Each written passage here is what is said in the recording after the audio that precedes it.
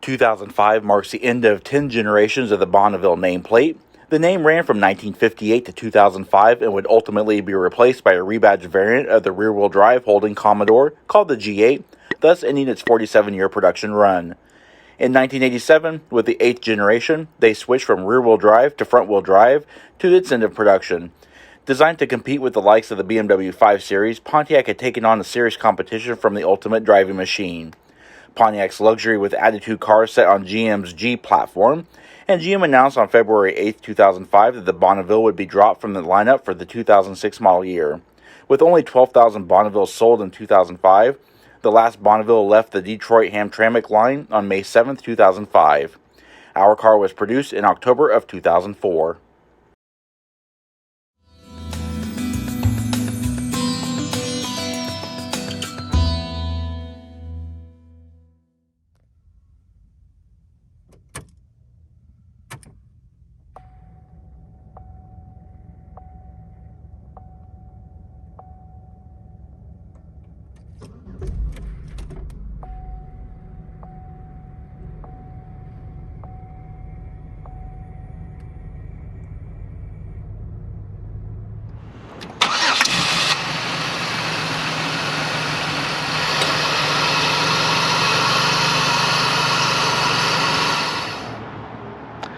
Hey everyone, in today's in-depth review we are taking a look at the last run. This very beautiful 2005 Pontiac Bonneville. Now it was originally available in 3 trims in 2005. You had the base SE, the mid-level SLE, and the top-level performance-oriented GXP.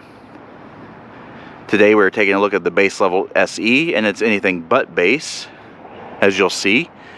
And it is painted in this absolutely stunning dark cranberry red metallic. It features the dark pewter cloth interior, and its full pricing is shown on screen, and a full options list is in the description box below, so make sure you check that out. This will be a full in-depth review. We're going to go over all the mechanical bits, performance, fuel economy, exterior and interior of this absolutely stunning surviving example of the last generation Bonneville.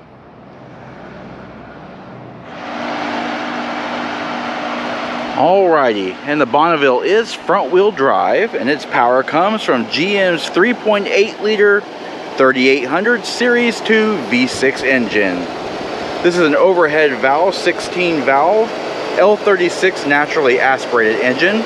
It features a cast iron block and head construction and a 9.4 to 1 compression ratio. This engine creates 205 horsepower at 5,200 RPM, 230 pound-feet of torque at 4,000 RPM. And go from 0 to 60 miles per hour in 8.6 seconds with a 0 to 100 mile per hour time in 22.1 seconds. The quarter mile is reached in 16.5 seconds at 86 miles per hour, with its top speed electronically limited to 110 miles per hour.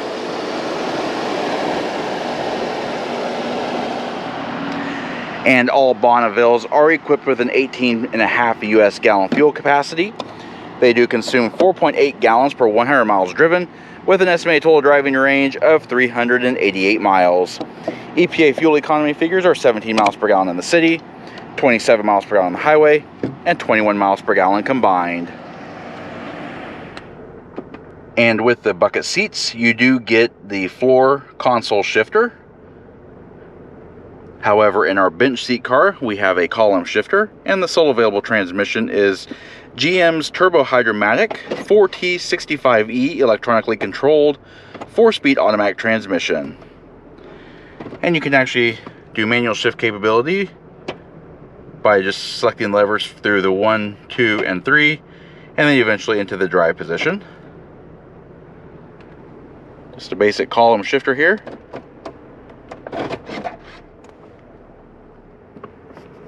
Pretty much like everything about these cars. I love the rear end styling, I love the profile, I love the front end styling. I've always liked the Bonneville.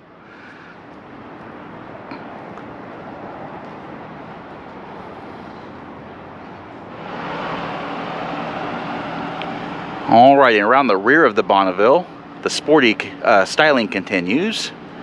Has almost a Trans Am look back here. It does pay homage to the early 80s and 90s Bonnevilles. It also has almost a BMW-esque Hofmeister kink here. And of course we also have the single piece optional rear spoiler. The tail lamps are very sporty. They do feature Pontiac's iconic black stripes all the way across the tail light lensing, but we do have separate houses here. So we have the clear for your reverse lamps, incandescent amber turn indicators, and our red tail lights, brake lights. And moving down, you'll see the fluting in the bumper. The tail lights continue into the rear deck lid. However, they are more reflectors than anything. They do not illuminate. And then of course we have the Bonneville script and the Pontiac name embossed into the bumper itself. As we walk along the profile, you'll be able to see some BMW styling elements, especially the rear window, the Hofmeister kink. Of course, Pontiac was wanting to go in competition with BMW and their 5 Series, although the Bonneville itself was front-wheel drive, or the 5 Series were rear-wheel drive. And I don't think they quite competed pretty fairly.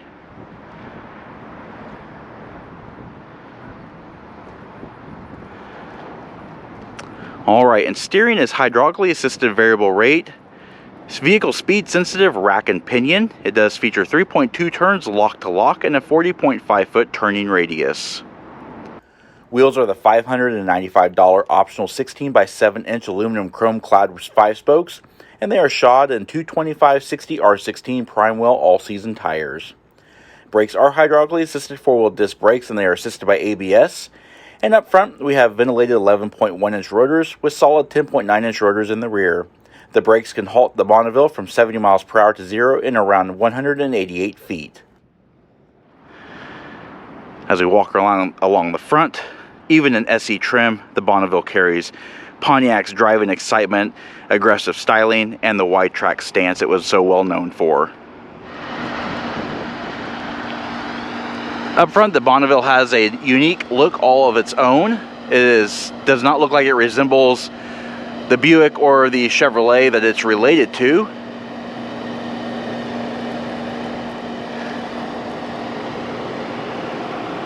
Aerodynamic body color mirrors, wide fender flares for that wide track stance, coming down to these aggressive headlamps.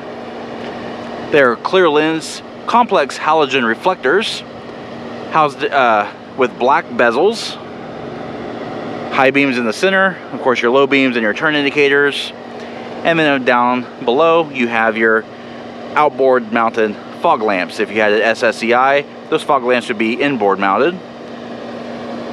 But the front end does carry a nice aggressive styling, very, very sporty, even in the SE trim.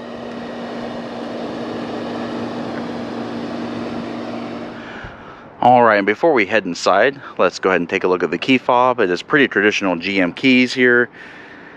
You have the typical 4-button key fob that was unique, or that was on almost all GM vehicles. So you have the lock, unlock, trunk release, and your panic.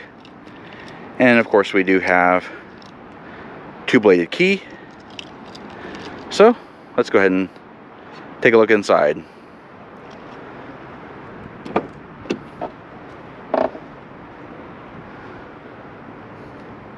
It's always great to find nice surviving examples of these vehicles.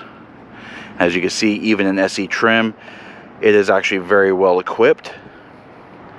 The dark pewter interior environment is highlighted with two-tone black treatments. High quality materials, even for GM of this era. You have this really nice padded vinyl trim all the way across the door panel, all the way down. You also have this little cloth insert that's padded.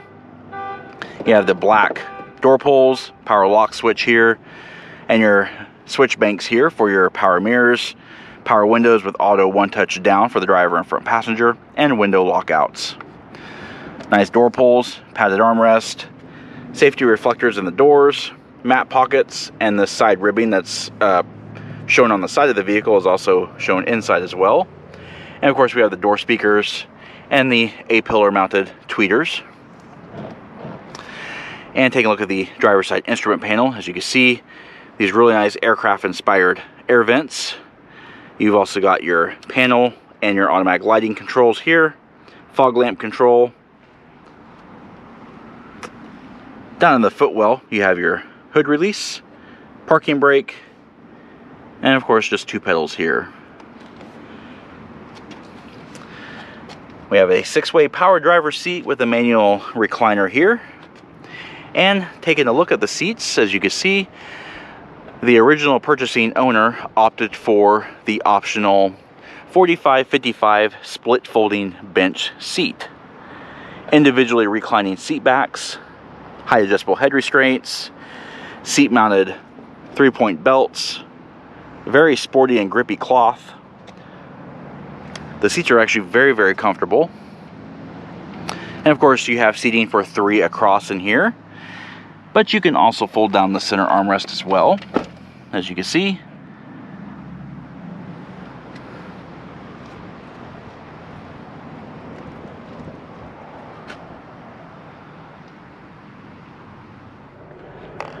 Alright, now that we're inside, we're going to pan through the interior and we're going to show more details.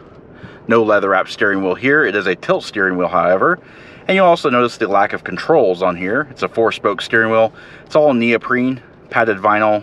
Got the horn buttons in the middle, but there's no steering wheel controls.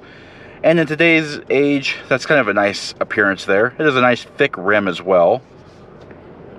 Alright, and then we have our multifunction controls here. So we have our headlamp controls. We've also got our typical GM cruise controls here. So off, on. You also have resume, accelerate, and at the end of the stalk you have a set button. And of course we've also got our turn signal indicators, high beams, and flash to pass.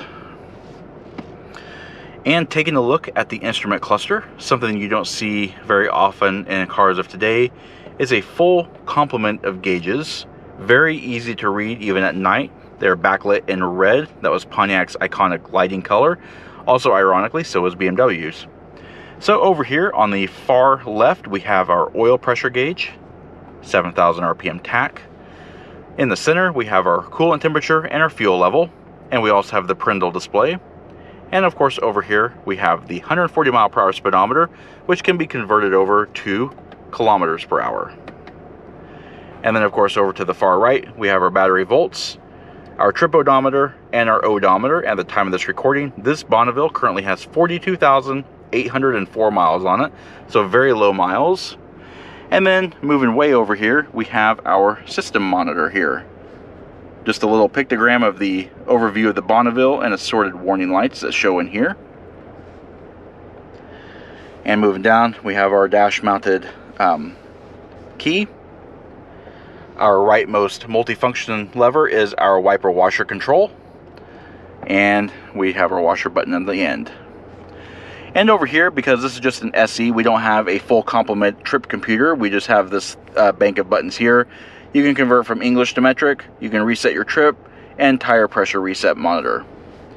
And then of course we have more air vents, hazard flasher, and we have our AM/FM CD and cassette player. It is the theft lock system. It also has an RDS system and a graphic equalizer that you can program.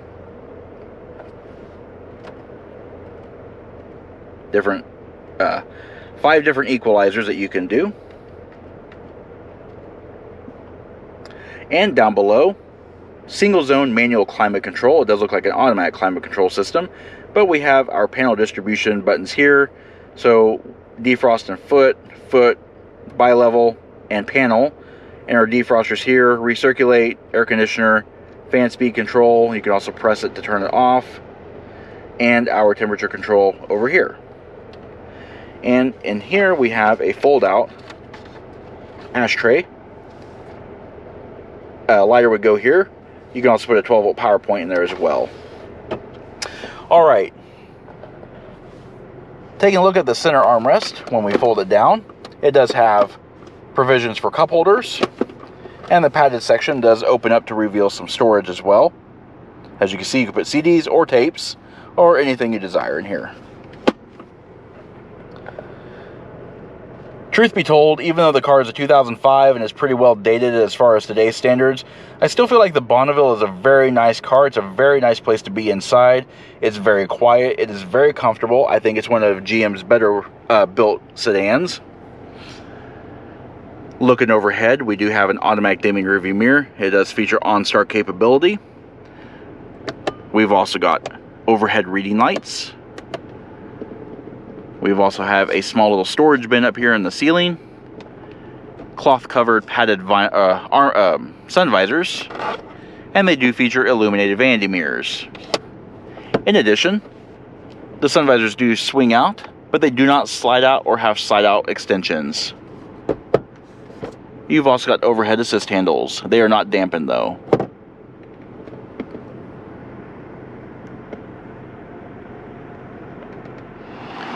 Alrighty, now let's take a look at the rear seat. Nice wide opening doors. It does reveal a very spacious rear seat, as you can see.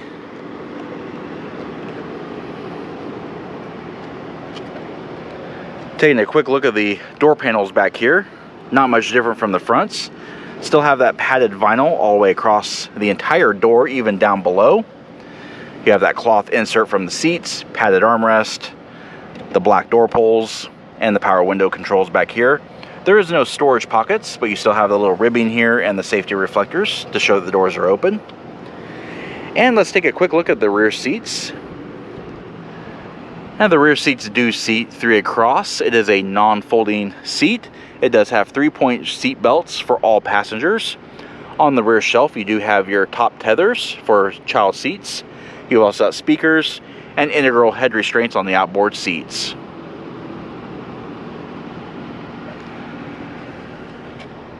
Overhead, you do have overhead assist handles, as you can see here. You've also got reading lights and coat hooks. There's no seat back mat pocket storage, but as you can see, the seat backs are actually cut out to allow for more knee room, which is a really nice touch. No cup holder, or there's no climate vents back here, but you do have an ashtray, of course, because why not? And we do have a fold down center armrest here. Does not have storage here, just a padded armrest, but it does have some small storage here and cup holders. And you also have the added convenience of a trunk pass-through.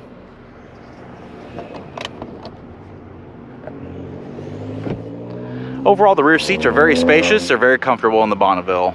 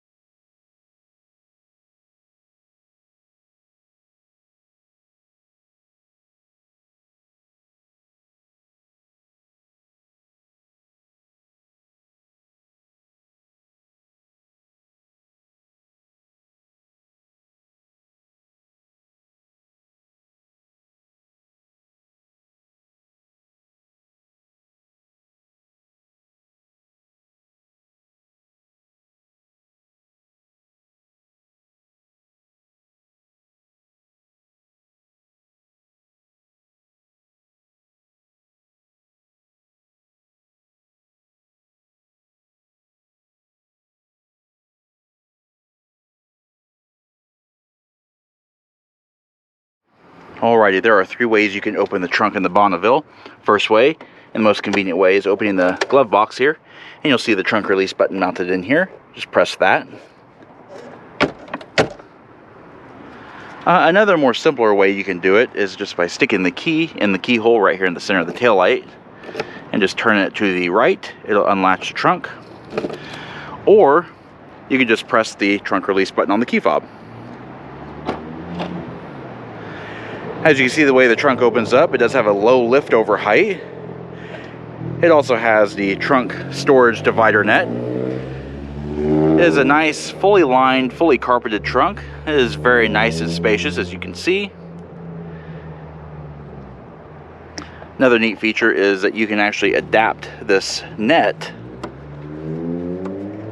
to however you'd like for the net to be divided in the trunk.